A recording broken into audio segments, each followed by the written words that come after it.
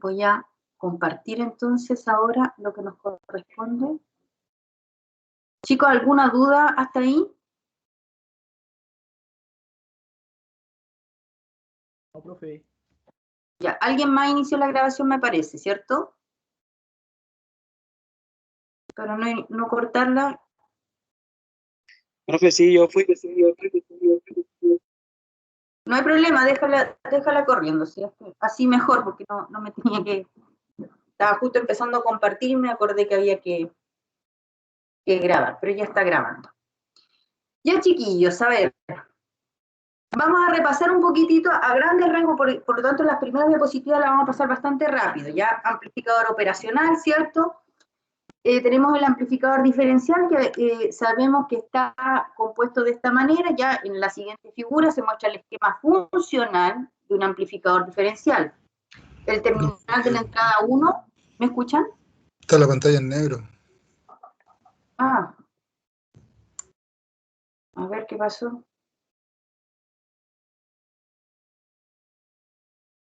Ah, que dice, otra persona ha empezado a compartir contenido. Voy a descartar, a ver. ¿Alguien más está compartiendo? El Giovanni me parece. Ahí sí. Ya, ahí ven mi presentación. Sí, profe. Entonces, aquí, como les decía, las primeras diapositivas las vamos a pasar rápido porque es como retomando lo que habíamos hablado anteriormente, ¿ya? Tenemos acá un esquema funcional de un amplificador diferencial, que es este de acá. Voy a puntero láser, este de acá. Ya el terminal de entrada 1 se llama entrada no inversora, ¿cierto? Porque tiene un signo más. El terminal 2, que es este de acá, se llama entrada inversora y se marca con un símbolo menos.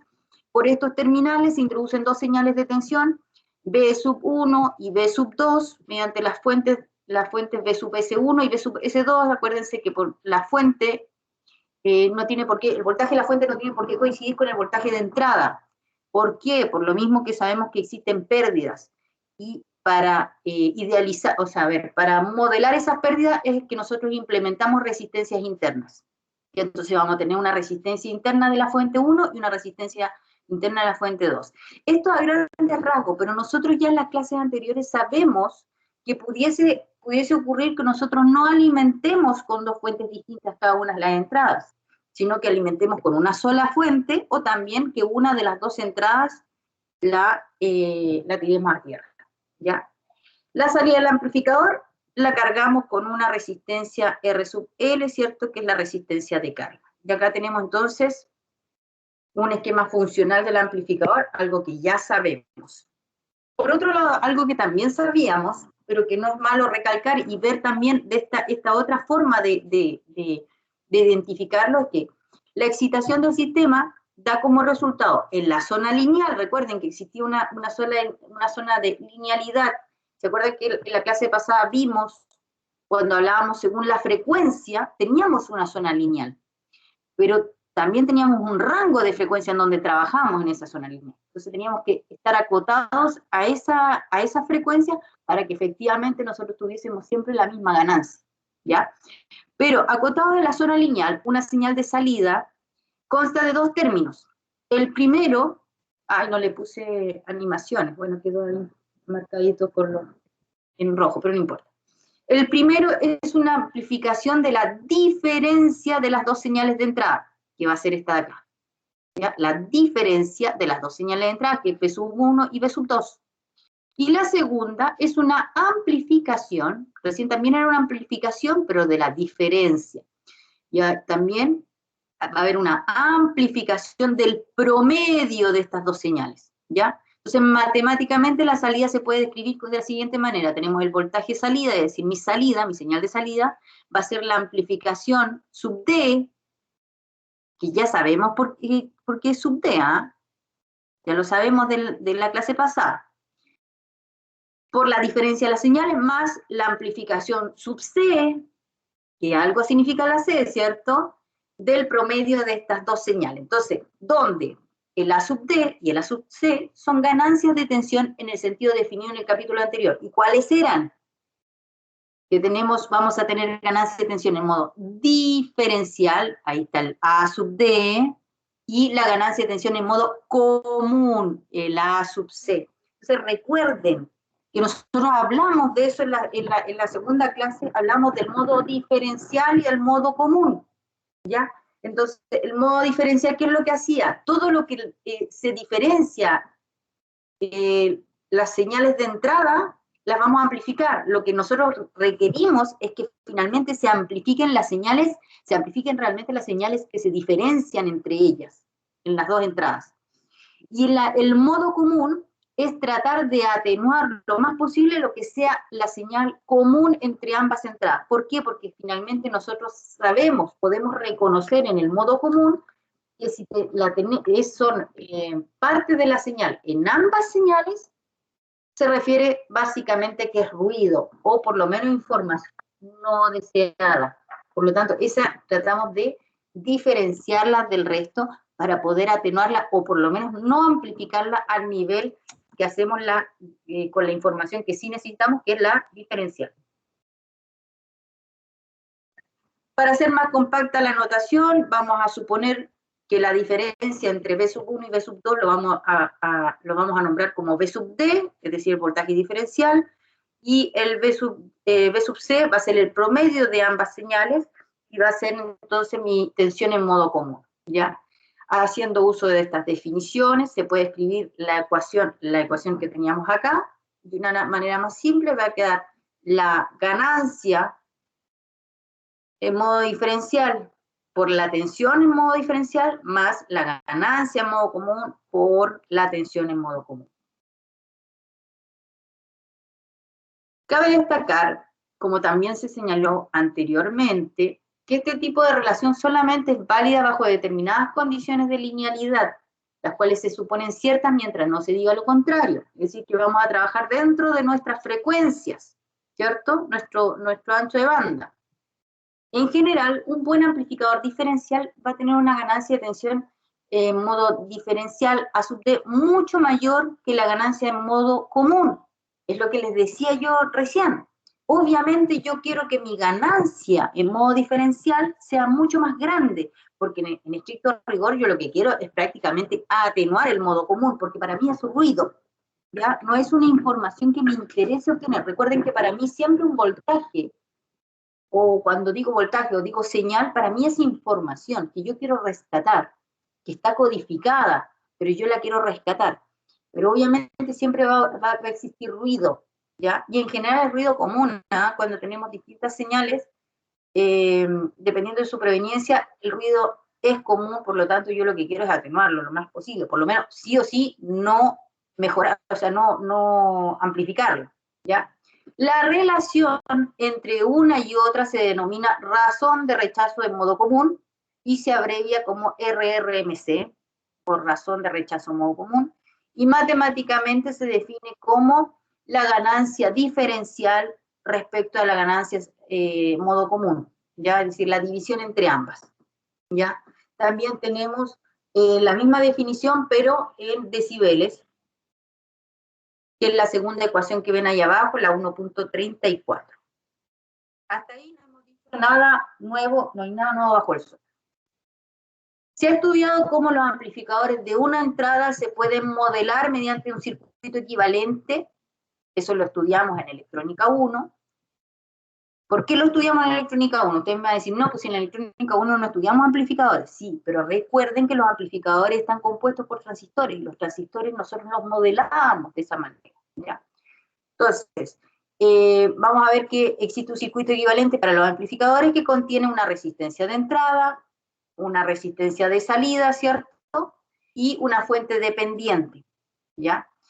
Esto permite predecir bajo el supuesto de linealidad, es decir, seguimos manteniendo dentro de nuestro ancho de banda, lo que ocurre cuando el amplificador se le conecta una carga y se le excita mediante una fuente de tensión o de corriente.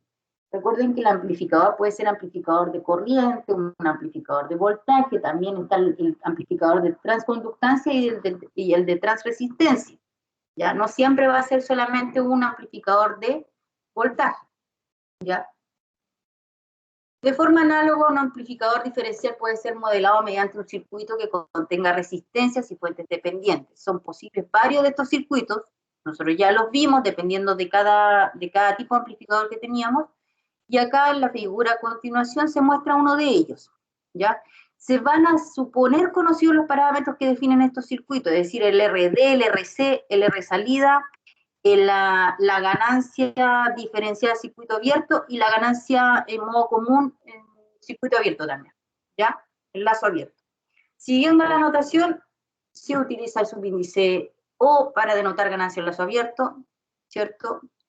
Entonces, vamos a tener este modelo en general. Este es un modelo bien genérico del tema. Tenemos nuestras dos entradas en cuanto a fuentes, ¿cierto? Vamos a tener una resistencia diferencial con la sub D, entonces estamos hablando de diferencial. De aquí la repartimos entre mis dos fuentes. Luego nos enganchamos con una resistencia que la vamos a llamar modo común, que va a ser mi resistencia R sub CX, ¿ya? Y esta va a estar definida como una resistencia R sub C que conocemos, suponemos conocida de acuerdo a las características que tiene mi amplificador, menos un cuarto de mi resistencia diferencial, que es la de acá, ¿ya? Y está conectada a dos fuentes dependientes, ¿ya? De voltaje, donde tenemos acá mi ganancia en lazo abierto de diferencial y en modo común, ¿ya? Tenemos finalmente mi resistencia de salida y tenemos acá mi salida, mi señal de salida, ¿ya? Este es un modelo a grandes rasgos de lo que sería un amplificador. Es evidente que un amplificador diferencial puede ser también utilizado como un amplificador de una sola entrada, es lo que le decía yo recién y era recordando la clase anterior, ¿cierto? Esto se consigue anulando algunas de las dos entradas mediante una conexión a masa o introduciendo la señal por la otra entrada. ¿Se acuerdan que les decía que podríamos yo conectar la misma fuente a ambas entradas o simplemente una conectar la masa? El amplificador operacional va a ser un circuito integrado que tiene una ganancia de tensión diferencial en lazo abierto muy alta y ciertas características particulares que se van a enumerar a continuación, ¿ya? Uno de los amplificadores operacionales más típicos, más utilizados, más comunes es el 741, ¿ya? Su circuitería es relativamente simple, ahí van a ver, y consta de 13 transistores NPN, 8 transistores PNP, 10 resistencias y un condensador. Y acá tenemos, no alcanzaba en una misma diapositiva, así que la puse en otra. Y acá tenemos mi amplificador. ¿Cuántos transistores ven NPN? O díganme los subíndices, ¿cuáles son los transistores NPN? A ver si se acuerdan.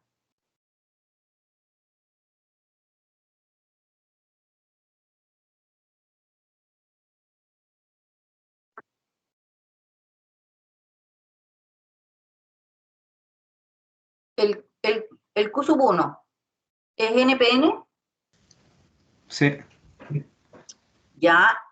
El Q sub 3, es PNP. perfecto, veamos, a ver. El Q sub 13, PNP. perfecto, bien. Ya, entonces ya saben reconocer. Si es que sale, la flechita sale, NPN. Si entra, PNP. Bien. Para representar ahora, a ver, hasta ahora chicos, ¿alguna pregunta? Solamente hemos repasado lo que hemos visto, ¿cierto? ¿Alguna pregunta de todas maneras?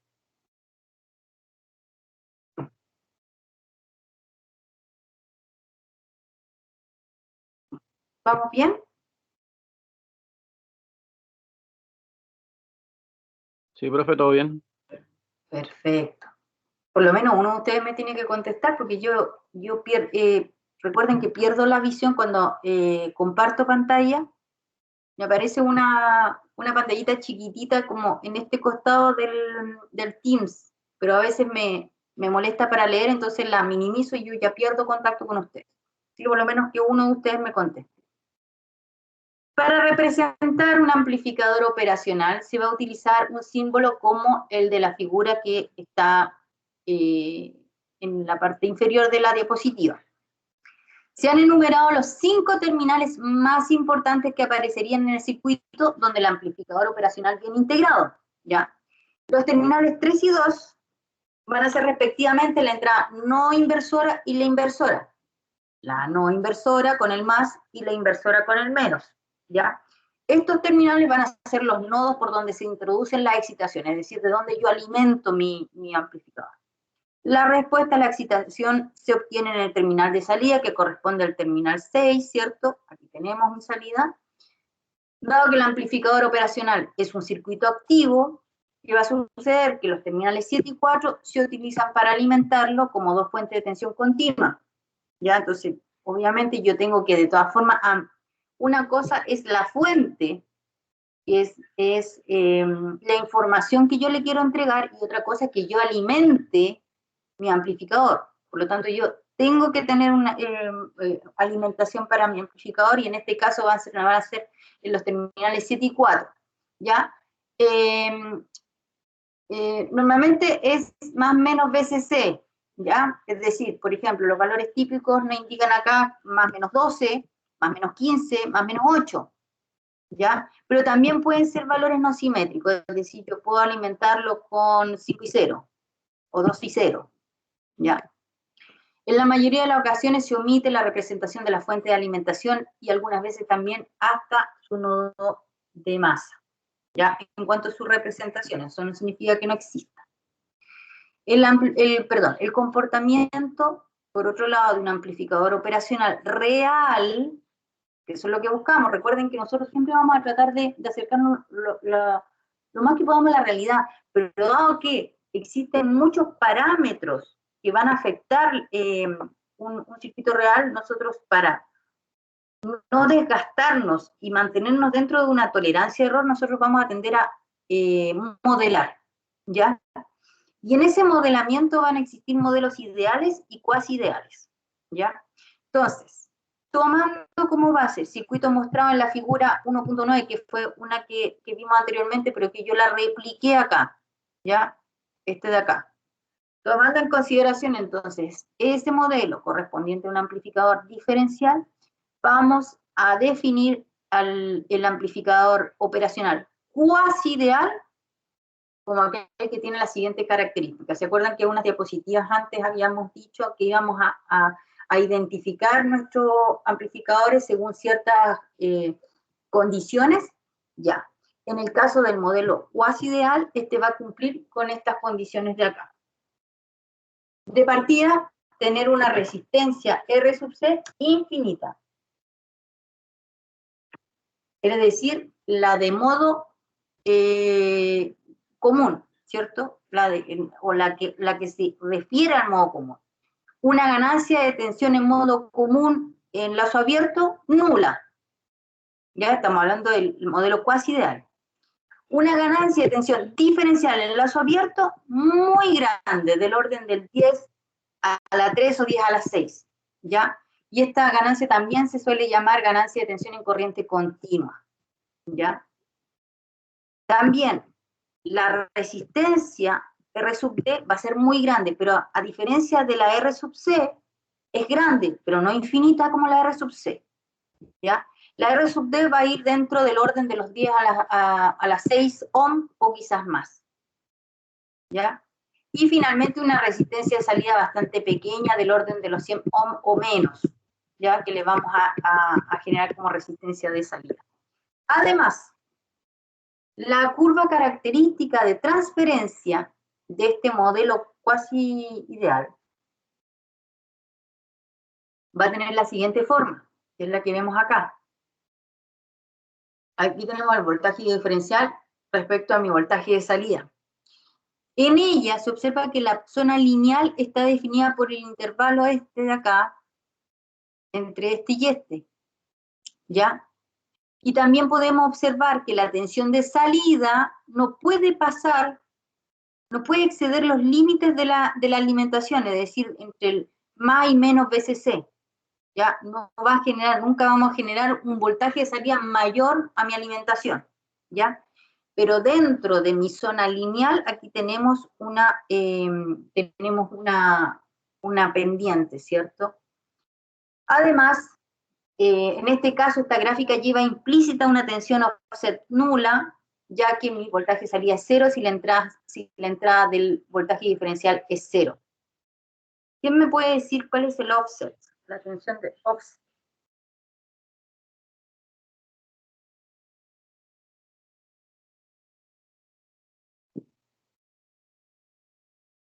¿Han escuchado el término offset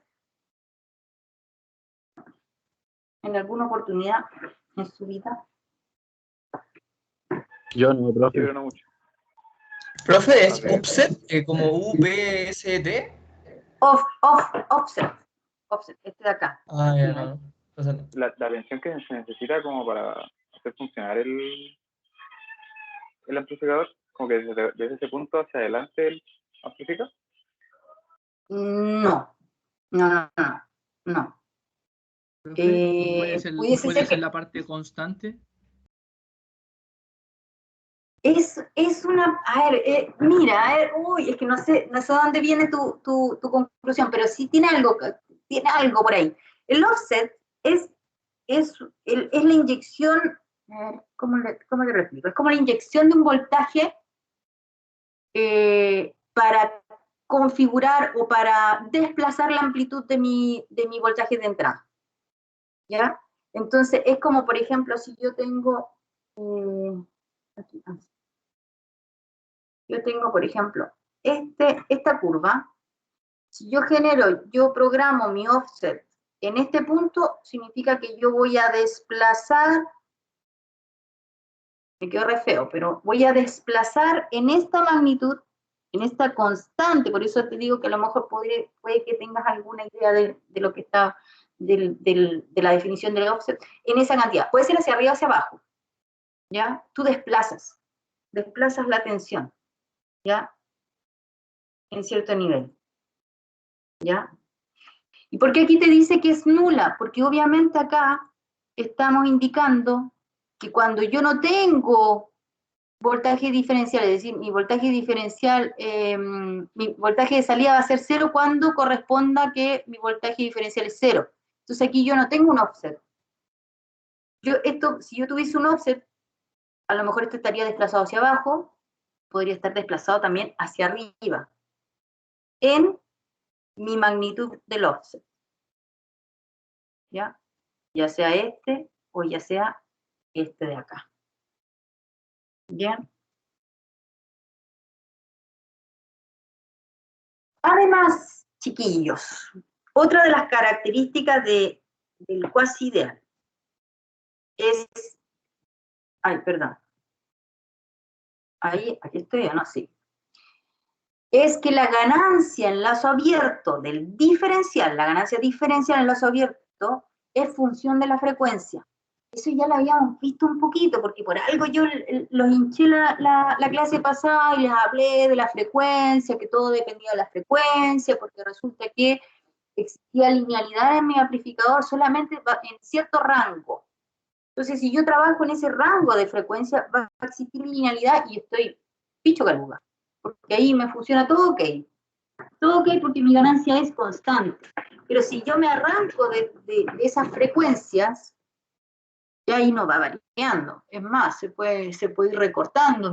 Ya yo voy perdiendo información de mi señal. ¿Ya? En la figura que vemos a continuación, el ancho de banda se extiende desde la frecuencia cero, es decir, desde la tensión continua, hasta una cierta frecuencia. Una frecuencia f sub b, donde por encima de este f sub b, la ganancia en lazo abierto diferencial, la ganancia diferencial en lazo abierto empieza a disminuir. Ya fíjense acá. ¿Ven? Aquí yo tengo un rango. Y aquí ya mi ganancia ya no es lo mismo. No es lo que yo quería. Ya no es constante. ¿Ya? Entonces aquí, ¿dónde voy a obtener mi máximo de ganancia? Es en mi zona lineal. Es decir, dentro de mis frecuencias permitidas, ¿cierto? La expresión de la ganancia en lazo abierto en función de la frecuencia va a estar dada de la siguiente manera, donde definimos acá mi frecuencia sub B, o sea, tenemos mi frecuencia sub B y a partir de ella vamos a definir entonces la ganancia en lazo abierto respecto a la frecuencia, ¿ya? Esta es mi ganancia en lazo abierto constante, ¿cierto? Dentro de mi rango. ¿Ya? Pero después ahí va a ir disminuyendo a medida que yo voy modificando mi frecuencia, se arranca de ahí, entonces obviamente acá esto va, va disminuyendo finalmente mi ganancia real, ¿ya? Según todo lo anterior, en la zona lineal, siempre en la zona lineal, nosotros siempre vamos a tratar de trabajar en la zona lineal porque en el fondo ahí es donde tenemos nuestra mejor amplitud, donde vamos a tener el comportamiento del amplificador como nosotros realmente deseamos, ¿ya? Entonces, según lo anterior, en la zona lineal, un amplificador operacional cuasi ideal va a ser representado por el circuito, por este circuito de acá. Entonces aquí, fíjense, ¿cómo lo teníamos antes? Acá. Este era el anterior.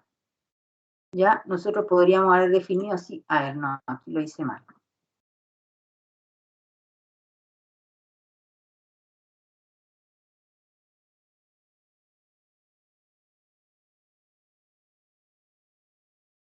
Pucha, debería considerar esto, ¿ah?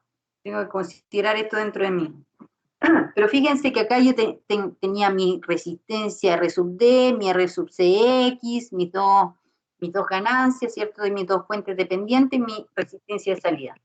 Pero en la cuasi idealidad, es decir, el modelo cuasi ideal, ¿qué sucede? Yo voy a tener solamente mi resistencia R sub D.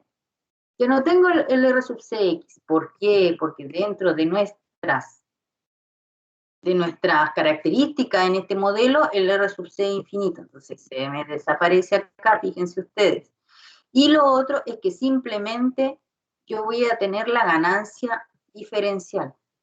¿Por qué también? Porque habíamos dicho que la ganancia en modo común es nula. ¿Ya? Y mantenemos mi resistencia a salida y mi resistencia a resulte. Es en el cuasi ideal. Ahora existe también el amplificador operacional bajo un modelo ideal. Bajo ese modelo es como que ya estamos extrapolando la situación, como que ya las cosas no pueden ser mejores para nosotros. ¿Ya? Si somos demasiado optimistas. ¿Ya? O si lo llevamos a la realidad, ¿cuándo vamos a trabajar con un amplificador o vamos a trabajar con un modelo de amplificador ideal? Es cuando nuestra tolerancia al error no es significativa, o sea, es bastante grande, o sea, no es significativo ciertos errores mínimos, entonces nosotros nos vamos a tirar más por el ideal. El ideal es mucho más simple, ¿cierto? Porque yo estoy eliminando muchas variables dentro de lo que podría ser mi comportamiento. ¿Cuáles son estas características? Una, la resistencia de salida es nula. Es la resistencia de salida en el cuasi ideal, ni siquiera habíamos hablado de ella. ¿Ya? Esto implica entonces, si la resistencia de salida es nula, implica que la tensión de salida es independiente de la carga. ¿Ya? La resistencia R sub D va a ser infinita. Entonces, no solamente el R sub C, el R sub D es infinito. Esto implica que las corrientes que entran en el amplificador a través de los terminales inversor y no inversor son nulas. Ahí estamos. Ahí estamos viendo. La ganancia, o sea, una ganancia de tensión diferencial en lazo abierto va a ser infinita. La ganancia de tensión diferencial tiende a infinito. Aquí lo tenemos. ¿Ya?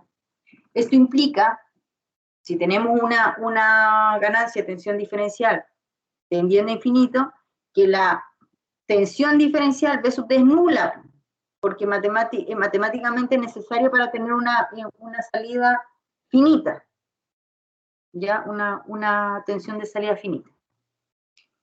Y el ancho de banda es infinito, es decir, nosotros vamos a tener una ganancia diferencial constante que no va a ser influenciada por ninguna frecuencia, no me importa qué frecuencia utilice, simplemente siempre voy a tener la misma ganancia. Ay, perdón. ¿Alguna duda, chicos?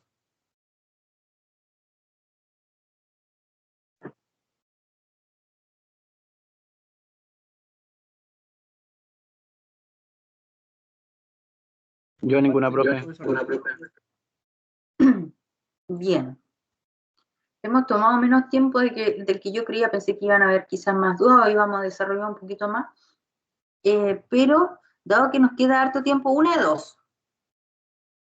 O dejamos hasta acá, y ustedes pueden revisar el PPT que nos corresponde para mañana, que es un PPT bien interesante porque finalmente van a ser las aplicaciones o los tipos de circuitos con amplificadores operacionales, o lo otro es ver si lo podemos hacer, terminarlo en esta clase, pero ojo, ese requiere un poquito más de explicación, entonces no sé si quizás vamos a quedar a media. Díganme ustedes, ¿qué prefieren? ¿Prepararlo? Porque la idea es tampoco, si yo los dejo ir ahora, no es para que vayan a descansar, la idea es que vayan a leer el C4, me parece que es. Sí, el C4. Y para que lleguen ya con un poquito más de preparación, y por lo tanto hacemos una clase invertida. Y mañana vuelvo a explicar, si es que existen dudas respecto a los 3 o 4 circuitos que voy a desglosar, y con eso a lo mejor alcanzamos a hacer ejercicio. Si no, lo otro es que empezamos ahora. ¿Qué opinan?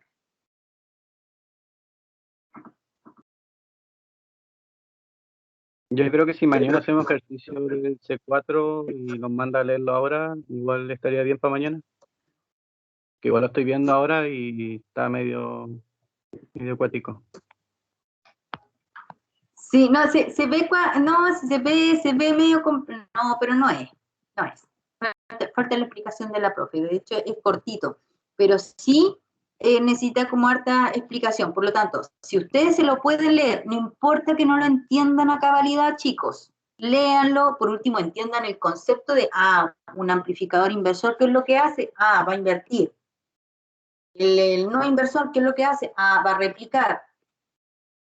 El seguidor de tensión, ¿qué es lo que hace? Mira, ¿y para qué podrá servir? El sumador inversor y el sumador no inversor. Ya con eso, por último, de que sepan eso, yo después les empiezo a explicar todas las variables y la configuración que tiene el circuito. Se va a hacer mucho más rápido porque ustedes ya van a haber leído el PPT, por lo tanto yo voy a explicar simplemente las cosas, la parte, digamos, de configuración y por qué existe un R sub F que realimenta, una resistencia R sub F que realimenta la salida con respecto a la entrada. ¿Ya? Ahí se lo explico, y nos podemos entonces, lo vamos a hacer más rápido y nos podemos dar el tiempo. Voy a preparárselos ahora mismo, mientras ustedes van a leer el PPT, les voy a preparar unos ejercicios. ¿Ya? Ya, profe, ya, profe. Bien, chiquillos. ¿Les quedó claro el tema de la forma de evaluación? Profesora, yo llegué tarde y no capté muy bien la idea. Si lo puede explicar, por favor. ¿Lo de la evaluación o lo de la clase de mañana? La evaluación. La evaluación está en el cronograma que yo publiqué, Manuel, en el Moodle. Indica que hay 3 evaluaciones, ¿ya? 3 evaluaciones, porque dice entrega, evaluación 1, entrega, evaluación 2, entrega, evaluación 3. La entrega de la evaluación 1 va a ser la próxima, está definida la próxima semana, pero es una fecha tentativa, porque por el hecho de ser la primera entrega, por si acaso a lo mejor ustedes van a tener algunas dudas respecto al simulador, entonces yo los puedo apoyar y se puede desplazar un poquitito esa fecha de entrega. Pero a partir de la segunda y la tercera, esas van a tener que mantener la fecha, porque recuerden que yo tengo que entregar este ramo para que pase el profesor Edward con sus semiconductores de test y todo lo demás, ¿ya? Entonces, ¿qué es lo que van a hacer las evaluaciones? Yo les decía a los chicos, este ramo es teórico-práctico, por lo tanto, yo siempre había hecho evaluaciones de cátedra, es decir, teóricas, y aparte las simulaciones que iban a hacer la nota de la parte práctica. ¿Qué estoy haciendo yo? La metodología que ahí nos ocurrió con el profesor Fernando es, hagamos una sola evaluación que va direccionada a la simulación, pero que la entrega, además del informe, porque el informe siempre lo tienen que entregar cuando es una simulación, porque un laboratorio siempre viene con informe, pero además del informe, lo que sí es importante es que me van a entregar un video de no más de 10 minutos, ahí ya, y también en la plataforma ya está la experiencia 1 y la experiencia 2 lista. Son 3 experiencias, falta la tercera. Falta que la diseñe para subirla. Ustedes entregan, hacen un video en donde ustedes van a explicar no solamente la simulación, sino que también se van a dar el tiempo de explicar los cálculos del diseño que hicieron. Al explicar los cálculos del diseño que hicieron, yo ahí evidencio que la cátedra está aprendida. Y al mismo tiempo, como ustedes también van a mostrar la simulación, también van a tener entonces, en una sola evaluación, van a tener una nota por cátedra, por así decirlo, y la misma nota también se va a reflejar en lo que es práctico, simulación o laboratorio. De tal forma que así ustedes no tienen una chorrera de notas entre 3 de cátedra, 3 de laboratorio, que sería como muy pesado. Entonces simplemente van a tener 3 evaluaciones, ¿ya? Eso había comentado yo, Manuel. ¿Alguna duda? Gracias, profesor. Les recomiendo, además de leerse ahora, empiecen, si es que no lo han hecho, a familiarizarse con el simulador. A ver, déjenme recordar bien, cuando le subí no estoy segura que haya sido a lo mejor. Bueno, pero ya tienen las 2 experiencias, entonces empiecen a trabajar en esa experiencia, empiecen con prueba y error, ya, de lo que se está pidiendo. La experiencia en sí, mire, voy a compartirles rápidamente para que no hacerles perder tiempo y que tengan posibilidad igual de leer lo que el PPT de mañana. Miren.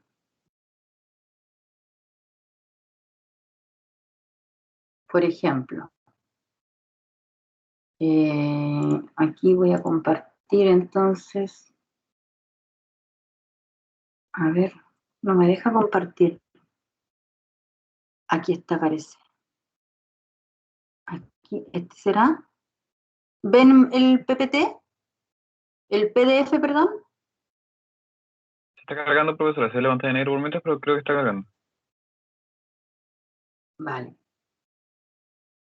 ¿Ahí sí? Se sigue viendo negro, profesor. Ah, no, entonces, no, tengo, a ver, voy a, ¿cómo se llama?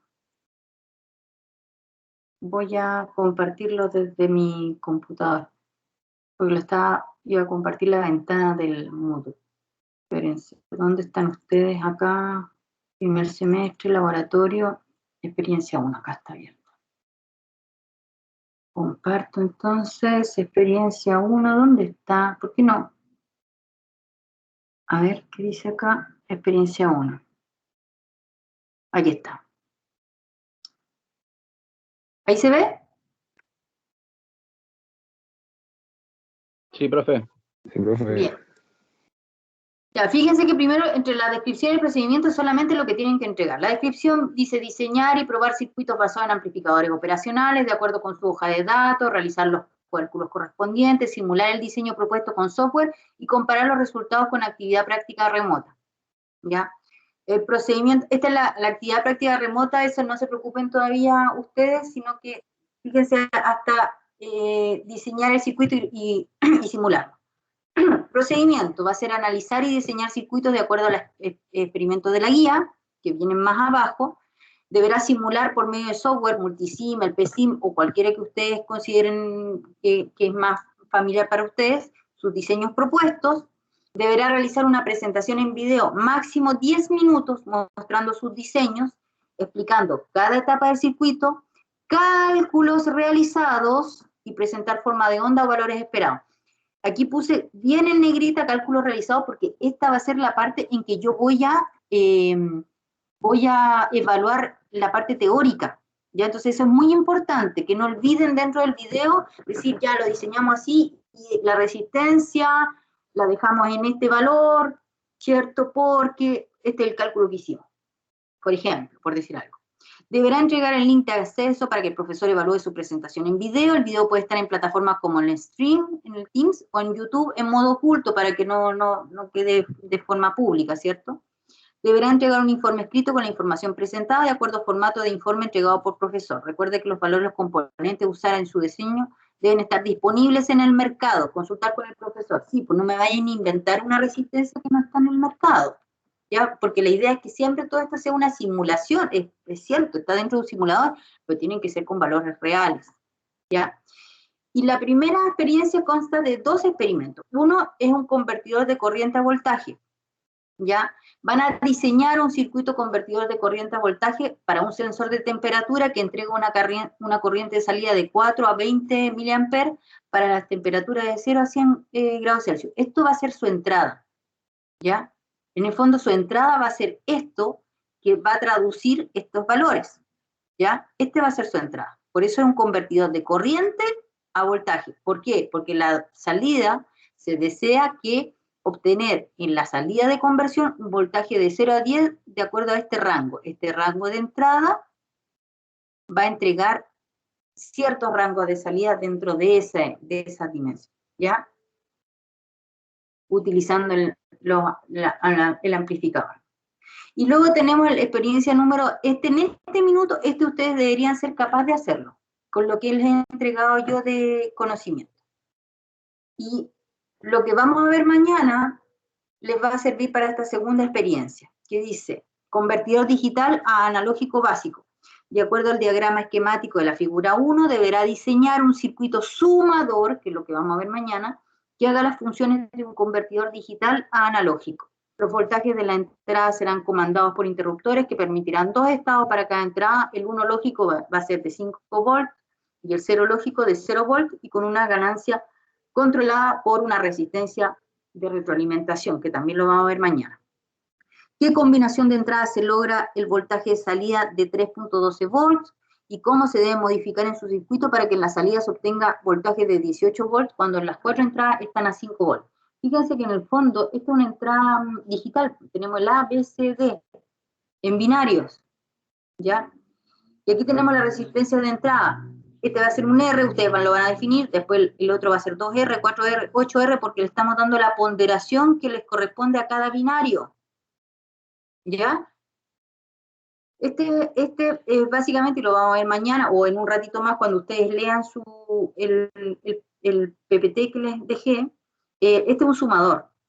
Simplemente ustedes van a tener que determinar cuáles van a ser su resistencia, cuál va a ser su R sub F, de tal forma de cumplir con esto. Ya tampoco tiene mayores complejidad, pero como les dije, siempre y cuando ustedes empiecen a dominar el simulador. Hay muchos simuladores, yo ya les dije que dónde podían ver en la página del BIE los simuladores que están como tipo demo o online, ya para que no tengan que ustedes comprar la licencia ni nada de eso. Y eso es todo lo que tienen que hacer, por ejemplo, para el primer laboratorio. Los grupos son de a 2 personas, ¿ya? De a 2 personas, y estoy segura de que no debiese, porque son muy abiertos estas 2 experiencias, por lo tanto debiese haber, cada uno va a tener un diseño propio, ¿ya? Difícilmente se van a coincidir exactamente en el mismo diseño 2 grupos distintos, ¿ya? Así que eso, chiquitos. Profe, yo tengo una duda, yo me confundí un poco. El tema de la entrega es la próxima semana, ¿no? ¿Son las evaluaciones lo que sale en el cronograma? Según el cronograma, se supone que el 30, es decir, la próxima semana sería la entrega de esta primera experiencia, ¿ya? Pero como les dije, la primera experiencia tiene algún margen ahí, cierta tolerancia de a lo mejor entregarlo a principio de la semana subsiguiente o algo así, ya por el hecho de ser la primera. Pero la segunda y la tercera entrega sí o sí van a ser en las fechas programadas. Ah, ya, vale, profe. Pero por lo mismo les recomiendo que ya se junten, de verdad que no toma mucho tiempo, pero siempre y cuando estén súper claros con respecto a lo que es el simulador, porque en sí la experiencia es muy básica. Yo creo que aquí le estoy regalando la experiencia, la 1. ¿Ya? A lo mejor le voy a tener que por lo mismo cargar la mano a la tercera. Pues la segunda también está entretenida, y es una sola más encima. Estas son dos experiencias en una. Mientras que la segunda, si ustedes lo visualizan ahí en el Moodle, es solamente una. Es un diseño que tienen que hacer. ¿Ya? Pero no les voy a cargar la mano en la tercera. Pero sí, háganme algo, empiecen a trabajar al tiro con el simulador, porque yo creo que es la única barrera que van a encontrar. Lo demás, a prueba y error, y también con mi supervisión. Ustedes me van consultando, profe, sabe que probé tal cosa, pero no sé cómo verlo, no sé visualizarlo. Profe, esta resistencia me sirve. Ustedes siempre me pueden hacer las consultas, me mandan un correíto o me ponen un chat por el Teams y yo les respondo durante el día. ¿Ya? Oiga, profe. Ya, chiquillos. Ya, profe. Vayan a leerse entonces la siguiente clase. Bueno, profe, nos vemos, cuídese. Chao, chao. Chao, Fernando. Chao, chao.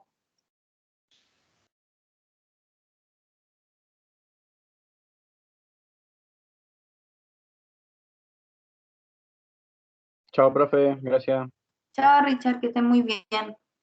Igual. Hasta luego. Hasta luego. Chao, chao.